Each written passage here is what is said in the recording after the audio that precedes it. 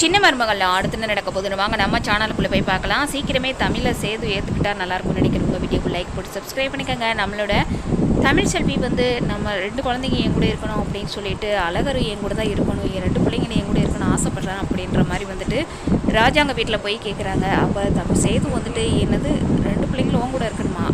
அப்போ தான் என்ன சொல்கிறாங்கன்னா, என்ன இழுக்கிற பெத்த தாய் அவ தானே, அதனால ஒரு மணி நேரம் மட்டும் பர்மிஷன் கொடு, நாங்கள் கோயிலுக்கு போயிட்டு உன் பிள்ளைய ஒன்றே ஒப்படைச்சிடறோம் அப்படின்ற மாதிரி பேசுகிறாங்க. இதுக்கடையில் நம்மளோட தமிழோட மூஞ்சி பார்க்குறாங்க. நம்மளோட சேது நம்ம தமிழ் அழுதுகிட்டே இருக்காங்க. அப்போ சரி பிறந்த நாள்னா நானும் ஒத்துக்கிறேன், ஆனால் 1 மணி நேரம் தான் டைம் அப்படின்ற மாதிரி சொல்கிறாங்க. அப்போ நம்மளோட தமிழும் குழந்தைய தூக்கிட்டு போயிடுறாங்க. இன்னொரு பக்கத்தில் பார்த்தா ஐஸ்வர்யாவுக்கு செம்ம காண்டாகுது. இவ அப்பப்போ வீட்டுக்கு வரப்போக இது ஃபோனில் வீடியோ கால் பேச மறுபடியும் இந்த வீட்டுக்குள்ளே வந்துருவாளோ, நம்ம வாழ்க்கைக்கு இடைஞ்சலாயிருவாளோ அப்படின்னு யோசிக்கிறாங்க நம்மளோட ஐஸ்வர்யா. இதுக்கடையில் நம்மளோட ஈஸ்வரி இந்த தமிழ்கிட்ட நீ அதிகமாக பேசக்கூடாத அப்படின்ற மாதிரி சொல்லி கொடுக்குறாங்க. இன்னொரு பக்கத்தில் பார்த்தா நம்மளோட சேது மனசில் அவ்வளோ பாவம் தானே, பெத்த தாய் அவள் தானே இந்த குழந்தைங்களுக்கு அம்மா அப்படின்ற மாதிரி யோசிக்கிறாங்க. இன்னொரு பக்கத்தில் ஐஸ்வர்யா